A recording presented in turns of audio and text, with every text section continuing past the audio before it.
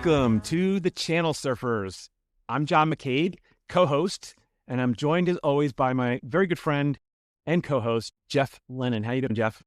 John, I'm doing great, man. We're off to a fantastic start in 26, so I'm excited, and I'm excited about our guest today. I am too, because she brings to the table a passion project for us, AI, tool sets, consulting, and it's really exciting that we're going to be able to talk to her. Let me just give you a little bit of her background. She has been in, some work for some very, very impressive companies in her past: Blue Wolf, MuleSoft, Anaplan, and currently she is the founder of an exciting company called CONNECTIVEAI. Welcome to the show, Raj Skrezyna. Sorry if I messed that up. You know what? We were joking about this. There's an S, a K, and R. It's a timeout. It's all good. It's a visual mind mess with me. I don't know. But Raj, welcome to the show. We're so happy to have you.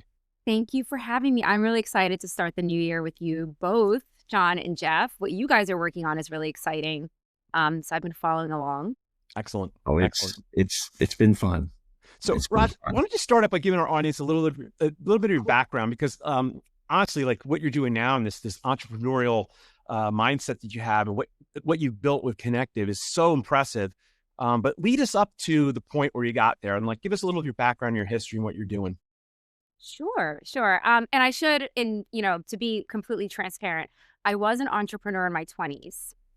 So I feel like I've always kind of had this strain of wanting to do my own thing. And I think that's why the partner world was so attractive to me. We talked about this, right? As a partner person, you literally wear 20,000 hats. You're marketing, your enablement, your sales fundamentally. So that really worked for me. And I started at what was then a startup called Blue Wolf, which was the most incredible wild ride of my career. And I absolutely adore those people. So yeah, that was a great opportunity for me to kind of leverage that experience of being an entrepreneur because I was really given broad license to take on as many roles as I wanted to take on. And then, you kind of went through the resume, but I think it all kind of makes sense for the audience. Hey, MuleSoft is a pretty big company. What were you doing there? And what was your goals and missions there? Yeah, so I was a partner account manager at MuleSoft, and it is a really large company, but the culture of it was very much like a startup. And so what was amazing about that leadership was that they gave you sort of license to craft your strategy and just figure out how to kind of unlock that pipeline and close business with your partners. So yeah, it's a very large company that operated with that kind of entrepreneurial spirit. Excellent. Damn. Yeah, I was kind of laughing. By the way, sorry to interrupt you, Jeff, but I love that. No, I was kind of laughing at myself because you definitely had an animal theme going there. You had wolves, you had mules. I was like, I didn't pick up on that, but that's great. Yeah. Anaplan threw me, so I would have been a farm. Your career could be a farm. Mules. I would have been jazzed if your new company had an animal. Just saying. You know what? I would tell you, I really did think about doing a color plus an animal in loving honor to Blue Wolf, but an old colleague of mine already beat me to the punch. He totally did that. Yeah. Wow. Yes. Wow. Well, one of the things I was hoping, and first of all, I'm fascinated by some of the stuff you're doing, and we'll get to the AI stuff because it's been interesting. So we got introduced, as John mentioned, through an actual partnering kind of roundtable group. One of the things that kind of took me back was, and I love the fact, by the way, that you were an entrepreneur. But what I wanted to figure out is a couple things, because there's different paths that we can go down on this call. But your approach right now with what you've done and the company that you're building is you're trying to find, if I understand it correctly, you're trying to find simple ways to help operationalize partner success, right? Which I think, which is a big theme for John and I, and it was a big theme for our shows in 25. Yeah.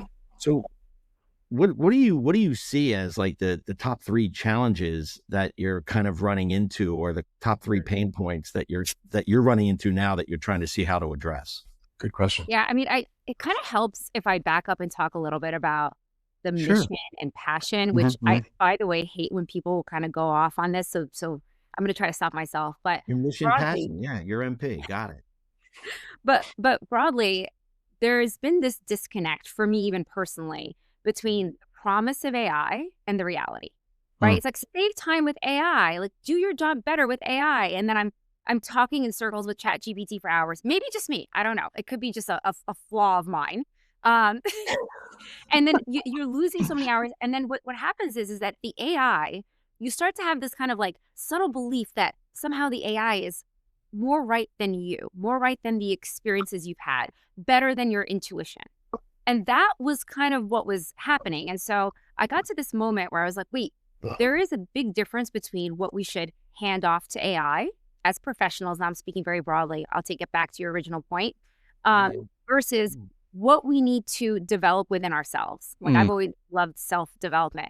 So it's that tension, right? The tension between what do we give to technology and what do we hold on to as human beings that we need to protect and nurture. So I'll stop there for a second. Like this is a very big picture. No, first of all, I think that's great. And look, we're all on a journey, right? I mean, I found myself doing some of these kind of existential posts over the last week, well, there's a lot of reflection, right? And I think that's where people kind of trip up, is they just keep going. And that is kind of a cool thing about the end of the year, is you get to stop, pause, look back. John and I doing our end of year thing really made me think about what we were able to do. And you nailed it. It is about, first of all, the knowledge share, the interactions with people, the education and growth that you get out of it. Like, you don't even realize what you're doing. But I would like to kind of drill in on the AI stuff, because my first note that I wrote, because I only have one right now, was I want to start an AI support group. It's AIA. It's AI is Anonymous. And it's all of us that are using AI that are kind of like using it. I don't know what like they said I would save time. And John will tell you, I'll text people, it's 2:00 in the morning, and I think I figured it out. Like, I have to send him emails. I time bomb emails that say, go to bed. Because he's always up at like 2, 3 in the morning. I hope you have those scheduled and on an automated type of thing. Okay, that's great. That's great. No, but it's like, well, listen, the first thing I was going to say, Jeff, is the first step is admitting you have a problem, which I'm all about. Like, we have to be transparent. We all have problems. So the second thing I'll say, and this is kind of going back to, what I'm building at Connective. And I feel like it's even broader than that partner function. It's really for professionals, small business owners, entrepreneurs.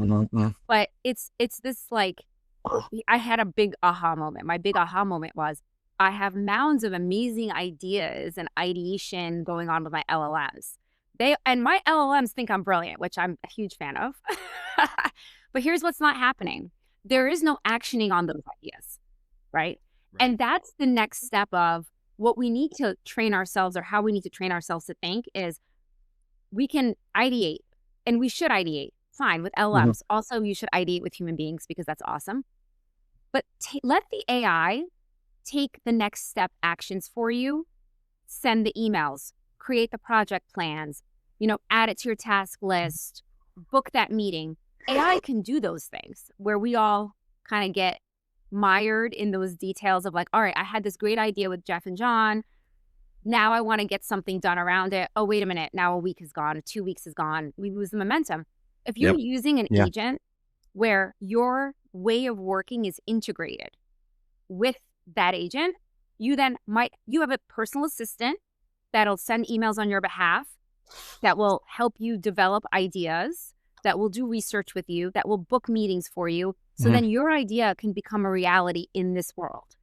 And that's what I'm really passionate about, right? Because now we're freed up to do the human creativity stuff, and not the stuff that I'm terrible at as a more of a big picture driver type of person, which is like creating project plans and executing against them. No, I love that. I love that. So let's dive into how you got to where you're at today. We've had a chance to talk with you a couple times, and you're part of that group that we're in with Pat Ferdig, who was one of our guests recently. Give us an understanding, because I'm sure there are a lot of people that are sitting here listening and like trying to figure out what they do next, and you might inspire them. So tell us how you got to Connective.ai, because it's an amazing, I think it's an amazing opportunity for you. Oh my God, you guys are amazing. But I feel like I need to start asking you all some questions too. Like, feel free. You know, so I guess I'll back up and say, look, I love the partner function. Like, I think that that's the role that I was sort of destined to be in, you know, and because like I said, you wear so many hats. There's the sales element to it, alignment, like you're just using so many parts of your brain. I love that. Mm-hmm. I also think on the flip side, right, there's the great things about that partner role, but the kind of downside to it is that you're doing all of these different things. Mm-hmm. And then how are you incredibly successful at doing all of those different things, right? I think that for me, like as I was looking at my career, I had to have like I call it like my come to Jesus moment. I had to have a moment where I said to myself, well, there are really elements of this job that I absolutely love. Yeah. But I didn't always feel like I was sort of supported structurally to take advantage of the skills and experiences that I brought to the table. And I think a lot of partner people will talk about that, right? You know, oh, I'd love to be driving pipeline with my partner, but you know, a QBR takes me 25 hours to prep for. Oh my God, yeah. You know, or I'm, you know, while you're doing everything else that you have to do, right? Like that's on top of everything else, right? Right. So I think that partner function could get really expensive very quickly on multiple levels for the individual employee, for the company. Yeah. So that's sort of where I like, and then I think I was always called to be entrepreneurial. Like I've always been, you know, called to kind of do my own thing for better or worse. So it was sort of a no-brainer for me at that point in my career to like, you know, take that leap. But I think if you're called to take the leap, you must take the leap. Like that's what I would say about that. Yeah. Okay. Good. I totally get that. In fact, I was reading an article over the holidays last month, and the term that came up was solopreneur, because it's not so much an entrepreneur anymore, but especially with AI, right? It's allowing you to be even more singular longer, you know, because the challenge when you're trying to be an entrepreneur, like you said, first of all, taking that leap, I was just having this conversation, or I think it was Tuesday, but everything's taking that leap, or you just described, is the hardest piece. Yeah. It's actually not. It is taking the leap it's a leap of faith, and it's a little scary, but it is the road. It is the work that you have to do, because that road is going to be harder and you're going to want to quit. Yeah. And quitting is going to it's going to look easier. Like, you know what? I tried. But you always hear all these inspirational things, you know, you have to make sure you leave it all on the field, you know, don't leave anything on the table. Like you got to put everything out there. And that's hard, because to your point, you really have to look into yourself, and that whatever religion you are, right, that come to Jesus with yourself, or that self-realization is, right, well, what am I actually doing? Have I done everything? Am I being, and again, be honest with yourself, because when you're not, that's when I think people fail is, well, you know, I tried. And then when you look at it, you're like, all you did was you set up a website and you threw some stuff out there. Like you didn't actually go pick up the phone, make the calls, talk to people, get on the road. Like that is, to me, that's the hardest part, that drive, that grind. Not everybody's built like the three of us. Like, and Jeff, we talk about this a lot. Like there's just some people just don't have drive. They don't want to go that extra mile, you know? And I think you and I have talked about some situations in our businesses that, you know, people aren't really putting effort in.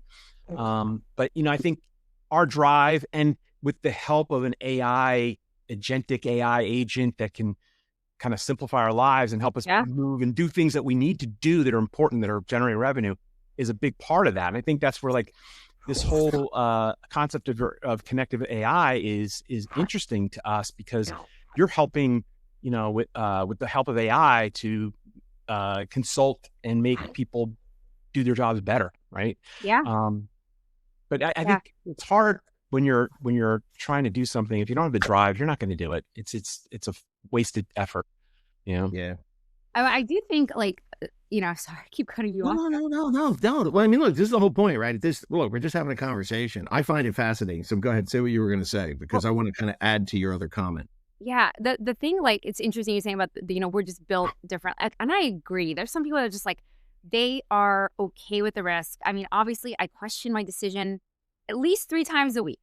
But then I'm pretty quickly like, yeah, I'm grateful that this is what it's a harder road, but it's the road for me, the path for me. Yeah. But I do want to just mention and like, just throw it out there, not to be a Debbie Downer. The world of work is different. It's changing. For sure. And it's changing for every demographic, except for a small, tiny sliver maybe. But like, you know, and we started the conversation talking a little bit about these changes in the world of work. And so I have a weekly with this group of women. I mentioned this before too. Yeah, and one of the big topics of conversation is how do you future-proof your career? So like for me, like I'm taking the entrepreneurial kind of gamble and I'm okay with that. For some people, they're not okay with that. But guess what? You still have to have that mindset for your career, even if you're working at a company. For sure. I mean, yeah. That's I'd love to hear more about this group too. Like, what's your mission? Is it like? What's your group called, by the way? Yeah, what is the group called? Have a name? We don't have a name. We're like untitled. It's like a, you know, when you have this like the untitled. There's an opportunity to get an animal name. You're right. Oh my gosh, you're right. It'd be like, you know, I was Pink Flamingo. That feel like, you know, I don't know. Honor of pink. Maybe that's the direction. I like that. All right. Well, it helped with our theme of the show. You know, the tropical theme. Yes. Oh, that's right. There we go. Look at that imprinting that's happening in my subconscious. So, you know, it's what you just said was very profound. And you know, first of all, the group you have, future proofing. Right. I don't know if it like I kind of just looked off into space for a moment, but that has been an age-old kind of challenge question, right? And you look at it and there's always going to be a group of people, right? You know, when I was driving teams, you know, you had your top, your middle, and your bottom, right? You know, the Jack Welch, you know, winning. I mean, it was always about getting rid of the bottom 10% constantly. You know, my time at AMC, you watched it. Like, so the goal was never be in the bottom 10, but and I'm just going to throw this out there. It's kind of off the top of my head, but future proofing is you just got to be open. You got to be open to learn. You got to be open to try new things. You got to be agile, and you got to be willing to make mistakes. I mean, just make mistakes because that's when you're learning. You know, the growth. And I just had a conversation with one of our friends that actually was on the show, and I'm paraphrasing somebody else, but the growth is in the pain you're avoiding. Yeah. Right. Yeah. So lean into those things. That's how you future-proof yourself. Because, and by the way, the market, we can talk about that a little bit. The market's been weird for the past 2.5, almost 3 years. I've been hearing that, you know, different things. I think the market's going to shift. It's starting to shift because they're realizing that move didn't work. And it actually was detrimental to a lot of businesses because they don't have the growth. They don't have the stability. And I think, you know, this is why I want to kind of learn a little bit more about what you're doing, because what John and I are trying to do is educate, help people in the channel, the partner space, the ecosystems. And I know that's something that is near and dear to you, and you've got this AI company. So if we can kind of pivot to that a little bit, because I think that's how you help people future-proof is give them the knowledge, the tools, and a direction to start to enable themselves to be better. Yeah, right. No, we can totally pivot to kind of more of some of the details. And I think, you know, there's the future proofing we think about like and you're right, the market has been really weird. I think people have, especially like partner people, have such varied experiences in the workplace, right? Depending on whether you are at an organization that is like, you know, really funding that function and is supportive and understands like the partner motion versus a company that may think about the partner motion in much more of like, you know, just in a different way, right? So there's that variability, but it sort of goes back to basics. You know, again, back in this, we live in a world where there's a lot of knowledge, but not enough action taken on that knowledge, to your point about making mistakes. And so going back to basics with leveraging AI, it's, you got to take a step back and good hard look at how you do your work and what needs to change, right? If there's anything that is repeatable, like, you know, we talked about just even in the emails, right? I have an agent that actually drafts every single email for me.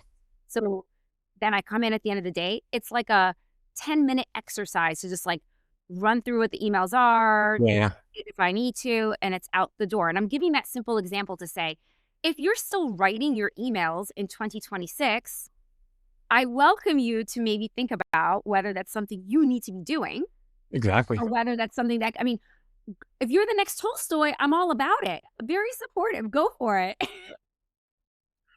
You know, I've gotten into this guy, Dan Martell on YouTube. He's big into like all sorts of businesses, but AI, and like he's got a whole thing with buy back your time. And that's a big theme for him. He's like, don't do this stuff that you don't have to do.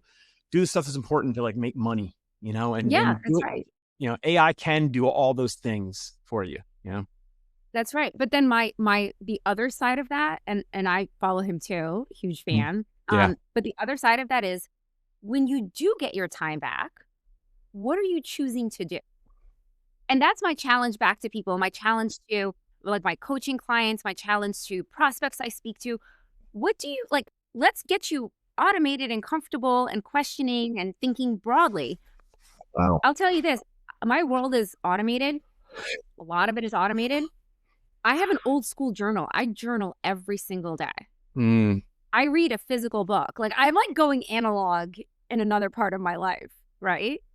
To open up that creativity and inspiration that's needed to drive like how I grow my business. Right. You know, and that could be if you're an individual contributor at a company, that could be thinking about, and these tools are not expensive. What can I automate as an investment to myself so that I can grow my pipeline, grow my closed one business, you know? Yeah. Well, to your point, the email thing, you know, some people are going to, oh no, you got to write the emails. There's other aspects. You can review them. Well, but that's what I'm saying. But there's other aspects to it. Like just, you know, if you're busy and let's just say even if you get emails, you know, after 5 o'clock, you know, like I do the same thing. Yeah. I know that when I get up in the morning, there will be X number of emails sitting in my draft folder where they've already been kind of pre-written for me. Now I go in and I'll read. I don't just hit send. By the way, just to clarify, it's not like you get an email, AI automatically responds for you. It actually, at least mine does. Mine prompts it so that I get to look at it. And what's weird is I'm not tweaking him as much as I used to because it's learned my tone. I told John, like I have what I call Jeff mode. And because everybody's like, oh, you can personalize it. I went in and I was like, hey, I have 9 modes now when I use different chats, but it knows my voice so that it uses simple language because I want to make sure what I'm explaining gets across to people. But to your point, it's okay. So that's great. I can now go in and let's just say I'm able to respond to 9, 10 emails within the first, 30, 40 minutes, 45 minutes in the morning. I'm done. I know that they've been responded to. By the way, it's also checked my calendar. It's also given suggestions of when we can, like, I was trying to explain this to somebody else and I said, oh, it's great. They're like, I don't want to do it. I said, how long is it? Somebody wants to meet with you. Then you go back and then you got to look at your calendar. Then you got to check their calendar. It just immediately said, here's Jeff, here's my 3 times that I'm available next week. Yeah. It's crazy. I have it set up so every morning, my AI assistant, executive assistant, summarizes all the meetings that I have for the day, the participants, topics, what I need to bring to the meeting. And I review it every morning at 8:30. And I say, okay, I know how to do that. I'm going to take care of that. And then the email piece, I'm still getting into doing that. And I haven't trusted their responses yet, but I think it's important. No, I'm just trying to figure that out. I haven't built my John mode yet. Well, but that's what I'm saying. Like I went to the email thing for like John did the calendar piece first. Yeah. That's what I'm starting to work on as of this week because I can see that there's value in that. But I've been playing for what, John? I've been playing around with this agent for probably 2.5 months, 3 months now. Yeah, God, it's been incredible. But all that aside, I think you just nailed it though. What do you do if you can get? Think about it. If I can get 2 hours back in your day, what are you going to do with it? What are you going to do with it? Exactly, and that is where I feel like I get very excited. Look, I have kids. It was very clear when I was growing up sort of what the future looks like. You're a lawyer, doctor, you worked in a company, like whatever. There's a very clear idea of what the world of work consisted of. And now I look at my kids, I'm like, I have no idea what you guys are going to do. But I do know that if you don't tap into some type of humanity inside of you, Oof. if you don't get off of, like you need to learn how to live, how to tap into your human creativity. Like that's an essential way in which I'm thinking about raising my kids, passionate about that. And I think I just pulled it into work. Wow. Because like we have to be disciplined, and again, listen, I'm in the AI business. Like I love AI. I'm into all this automation, but my challenge back is like our attention is what's being commoditized. Correct. So you need to take ownership of owning that back and figuring out what's important to you. That requires it's hard work to do that. Wow. People want to avoid it, and my challenge is don't avoid it. There's an organization, a woman that I've met through resale partners that she's worked for. She founded this organization called Teach Kids Tech. Right. And it's an amazing organization. If you want to get your kids involved in it, it kind of gives them like a simple like overview of what technology is, and it might guide them towards that, career path. And she's been amazing, like growing that thing. She wrote a couple books. She's got a lot of supporters, but you might want to check that out for your kids. No, I love that. I think to teach them not to be just like passive consumers of technology is probably the key lesson, right? For sure. Yeah. I think that's smart. Well, I was going to ask you guys back, kind of a turning the tables type of thing.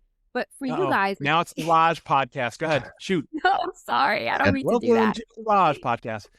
I do that to Pat all the time. He's like, stop. I'm like, I'm sorry. I just have to ask you a question. But I think you guys are great examples of how you leverage technology to achieve like the visions you have. So I guess I wonder, like, did you guys always envision yourselves as entrepreneurs doing these very types of projects? Yeah, tell me more. Like, how did you guys? Wow. I'll go first, Jeff. Like, I never, I was always like I got to be working for a company, making a salary, supporting my family. All my kids are out of college and working, and it's just me and my wife now. But over the past couple of years, being a channel executive at VP level, you're a moving target if things aren't going well. So, between Jeff and I, we've come and gone into jobs. I've had a job, lost a job, various reasons. Company failed financially. New head of sales came in and he wanted his guy. And I think the two of us were like, we're tired of it. And we decided to go into our own businesses, fractional. Jeff went first and I was like, that's an amazing, way to do it. And I copied him, and that's the way to do it. I'm flat. Right? No, seriously, go ahead, John. Sorry. But now I'm like, I really like that entrepreneurial mentality. I don't think I want to go back working for a real company. I want to grow Jeff and I now have two very good, solid businesses that we're building out this year, and trying to bring on new clients and trying to sell an application, PartnerBot.ai, and it's exciting. Like we are in control of our own destiny, and I like that. And I don't think Jeff's too far off from me because we the two of us are completely aligned and have an amazing relationship in the business side. And a great relationship on the podcast side, and the podcast is a product of everything that we've been doing. And we're really proud of what we've done here, but I think we're really even prouder of what we're doing with our two companies. No, absolutely. So mine is wow. I didn't know this was going to turn into a therapy session, but that being said, I was a tormented child. And no, I'm just kidding. No, I was always, I guess, too smart for my own good kind of thing. And I will say, like, I was always doing something. And I mean, but whether it was cutting grass, paper routes, my dad was in politics. I used to deliver literature, and the more you did, the more you got paid. So I was just like, all right, you're a kid. When I tell you, I was running from houses, and I mean, just throwing the shit at the door. Cause I'm like, if I can get this done, back then I'm like, I'm gonna make $20. Like, this is awesome. But, I will say this, I mean, I had side hustles before it was called a side hustle. Back in the 90s, I had a friend, we started a company on the side. It was called, this is weird, Computer Healthcare. Right.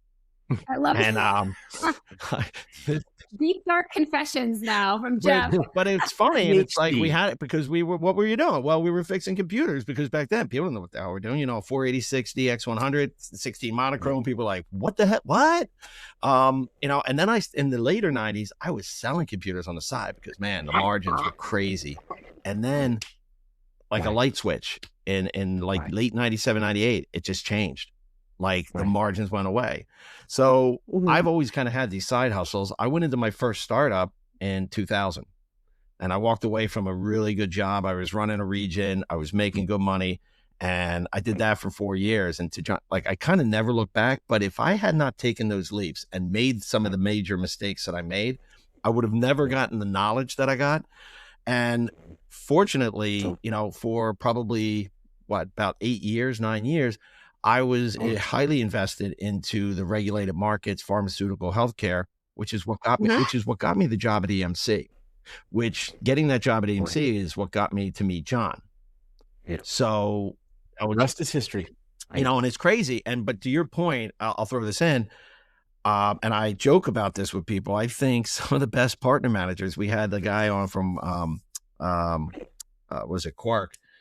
Is it Quark? Quark. Chris Messina. Yeah. And I after his conversation, it really got me thinking, I think some of the best partner managers are ADHD, because you have the ability to think on multiple levels, and you have the ability to change thought patterns at the drop of a hat. And you can literally, because first of all, you can only do one thing at a time, but you're able to manage multiple things, and some are super creative, some are super analytical, and you have to be able to shift all the time between them. And I would just say the majority of people, they want to be, in an assembly line. They're automatons. They want to be able to get a task and go out there and do it repeatedly. And that's fine. And we need that. But that's why I think people like myself and, excelled in the partner channel world, because you had to make that shift. And you had to also be able to, you got to be personable. You got to be able to talk to people, speak their language. We've had episodes on that. But to answer your question, I mean, I've always been, I hate to say this, like I've always dreamed bigger. And I hear people say, it's like it's the end of the year, so you're hearing this a lot, if you're not scared, you're not dreaming big enough. And I'm like, some of my dreams weren't that big, but it still scared me. And, but it's all relative. So, but anyway, I don't know if that answers your question, but I think at heart, I've always been an entrepreneur to go do something, but yet at the same time, I know how to subjugate myself in an organization and respect the chain of command and the people that I report to, because it's not about me. It's about what I'm doing to help the greater, mission of the organization. I used to tell my boss, a couple companies, my job is to make you look good. End of story. Yeah, same. Yeah. Yeah. So anyway, but I again, it's a retrospective. I would say go back and listen to episode 1, episode 5, because John, this comes up. I mean, for John and I, we do talk about this, but where we're at now is an amazing culmination of all these different things, the journey that we've been on, the knowledge we have, the hunger to learn and grow with AI. My kids, my kids are, we don't 30 and 27, so they're not kids, but they're just kind of like, Dad, when are you going to grow up? Okay. Get a real job. No, never grow up. Never. I'm like, I've actually embraced my inner child, but you said so much. Like you said so many things that are inspiring. And it got me thinking about, the listeners and like this idea of, back to the moments with your kid, right? One of my kids had they play hockey. So had a really rough hockey game and just kind of came off the ice, whatever. I ride home, you're not supposed to say anything. We get home and I tell him, I'm like, look, every time you encounter something difficult, there's just a skill gap. It's not personal. It's just something you've got to learn in that moment, and it's a skill. And so I kind of right? Teaching moment. But like I tried to like break it down to the idea. Like for me, it's really easy as an ADHD person. It's fine. We don't have to confess everything here. But my husband drives my husband crazy. Let the support group begin.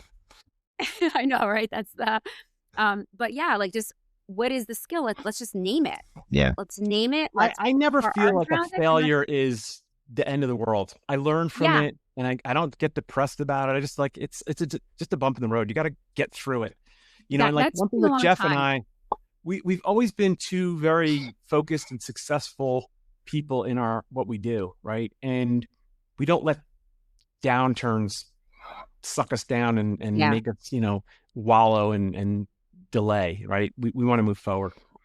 I love that you guys have that attitude, by the way, because I think that that's a really hard attitude to cultivate. Like I'll say that, like, I actively cultivate that attitude. Right. Yeah. I'm a recovering perfectionist. So I'm like, I have to remember that I have to model those behaviors. And so it goes back to your listeners. And I think about, what is the partner manager of the future? So that's the next question I'm going to throw out to you guys. Like, what are the skills? Because like from an AI perspective, we can talk about all the automation you implement in your day. So then what are the skills that are going to make you that partner manager, right? That sales wants to go to work with. Look, if you're not embracing AI to utilize, to help you with your job, you're going to be left behind. I think we're seeing like this whole shift to young and party channel managers, party organizers, happy hour, chug and huggers is not the way to do it. I think people are like refocused on the way business should be run and how you got to make money. It's all about making money. It's not just about getting out there. Being present is important. Don't get me wrong. You got to be out there and be present. But, I always preached to my teams when I was running channel organizations, if we're doing events, you need to get results from those events. We need follow-up meetings. We need, setup. We need pipeline created. It's not just go out and share a drink and, have a good time. That's not your job.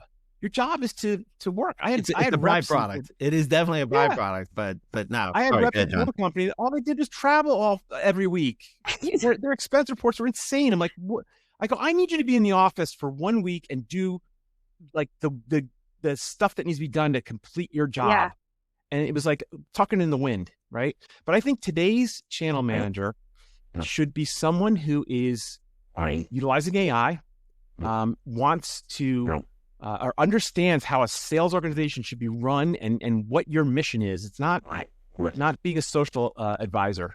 It's being someone who is creating pipeline and growing, because channel is such a volatile organization.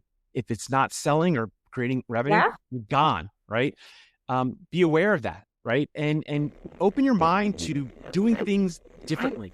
Don't be afraid of AI. Embrace it. Do things differently. I mean, Jeff, how do you feel about that? No, well, first of all, AI is a tool. AI is a tool that's going to help you automate and move a lot faster through some of the information. But for me, some of the core or key things, first of all, you have to be personable. We kind of talked about that. It's you have to know how to sell.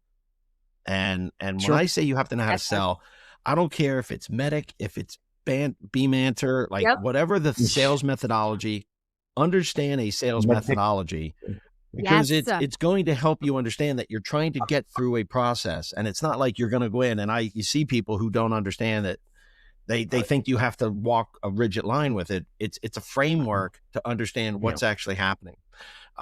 So having a sales mentality, a sales understanding of sales methodologies, I think is important.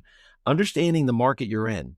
You got to take a moment, take a step back, look at the market you're in, look at your company, look at the TAM, understand where it sits and where you fit within that marketplace and that ecosystem, because the ecosystem is really what's going to drive it. We had Jay McBain on, and to me, that was probably one of the biggest takeaways is the ecosystem play is the channel of the future, because you don't sell alone and you don't sell in a vacuum.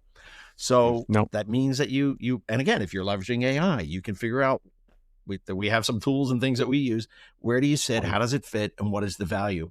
And I think the other skill is just, you to John's point, it is about making money, but you kind of said it, in a weird way, which is, you want to go solve problems. That's what we do, right? As a partner manager, we're thinking so broad and holistically, and no disrespect to salespeople, I've been in sales, I've sold, I get it.